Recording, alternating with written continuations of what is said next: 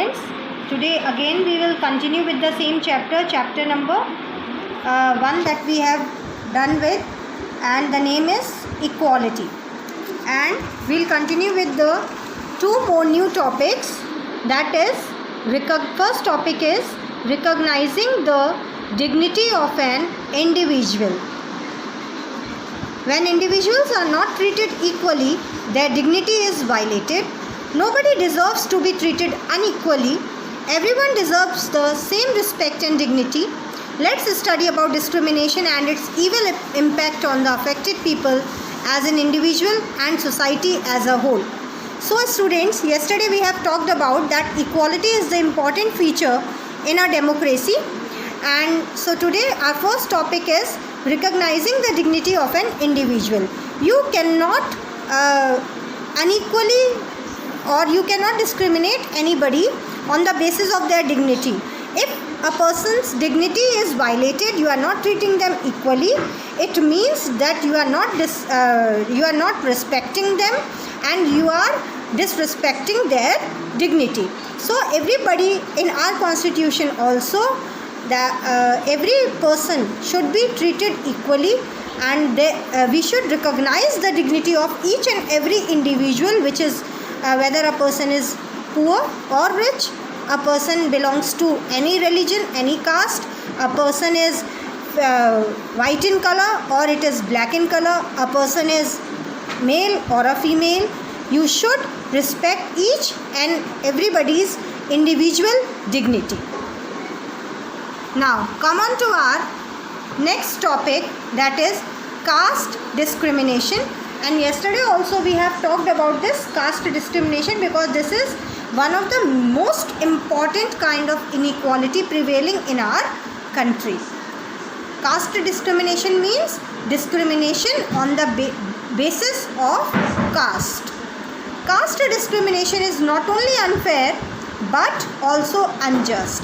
The very thought of casteism and discrimination contradicts the inherent principle of equality and justice mentioned in the preamble of the Constitution.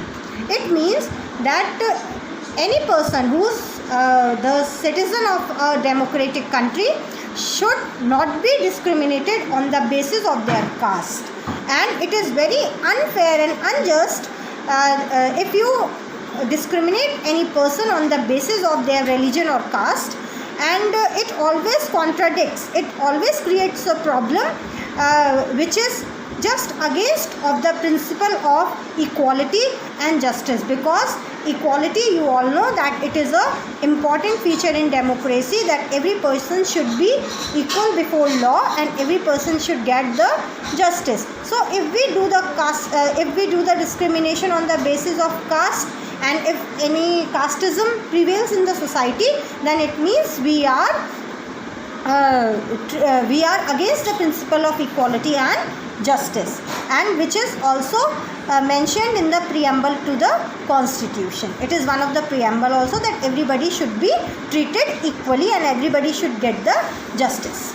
The Constitution of India provides for equality of all the Indians irrespective of their caste, creed, religion, belief, gender, region, language, etc. It is a multilingual, multi-religious and multicultural society like India. There should not be any place for inequality and discrimination. You all know, students, that India is such a country where so many people belong to different languages, belong to different caste, religions, belong to different regions, belong to different cultures. They exist in our society. So it is a multilingual, means so many languages are to be spoken here. It is multi-religious, so many religions you can find here, and it is multicultural also, means so many different kinds of cultures prevails in our Indian society. And it is such a country that where everything prevails, so we cannot discriminate anybody on the basis of any caste, on the basis of any creed, on the basis of religion, belief, gender, region, language, etc. Means that if a person is following Hinduism, so and the other person is following Islam, so both should be treated equally, and as far as their religions are concerned, that Hindu should treat Muslims equally, and Muslims should also treat Hindus equally. So all the 4 religions, all the caste, all the languages spoken, all the cultures followed, everything should be treated equally. Such practices have the potential to cause immeasurable damage to the unity and integrity of the nation. It devoids the country of the productive and essential manpower of the discriminated against section of society that is required for the economic growth. So if this funda is to be followed, that is the feature of equality, it is followed, then the country always remains to be united and respect the integrity of the nation. But if it is not followed, it always affects the unity of the nation as well as the integrity as well, which is very harmful for the economic growth of any country.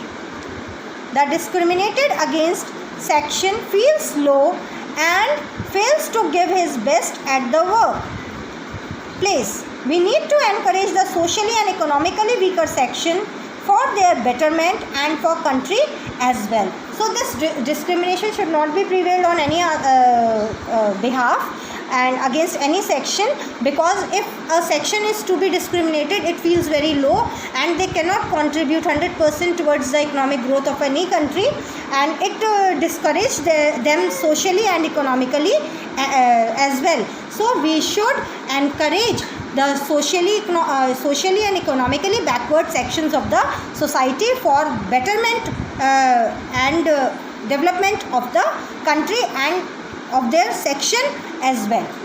Apart from ensuring proper education to all the people, we also need to create awareness among the general masses against the peril of such evil and unfair practice of discrimination in our day-to-day life. Yes, so we not only ensure the proper education, but we should make everybody, all the other people aware also about all these discriminations, so that they can treat everybody equally and our country's unity and integrity should not get affected. While our own social interactions, we must maintain the dignity of an individual, as each one of us are unique and equally important for the healthy development of our society. So at last, I would like to say that we should not discriminate the people on the basis of any caste, on the basis of religion, on the basis of creed, sex, on the basis of any culture, on the basis of their belief, gender, etc., etc. Because every individual is important for a country and for its economic growth. Every religion, everybody is unique in its own way, and that is why all are equally important for the betterment of the society. Thank you, students. This is all for our today's session, and you please go through it. If you have any query, you please message me the queries on app, and also you can post your attendance also in the comment box of this video. Thank you.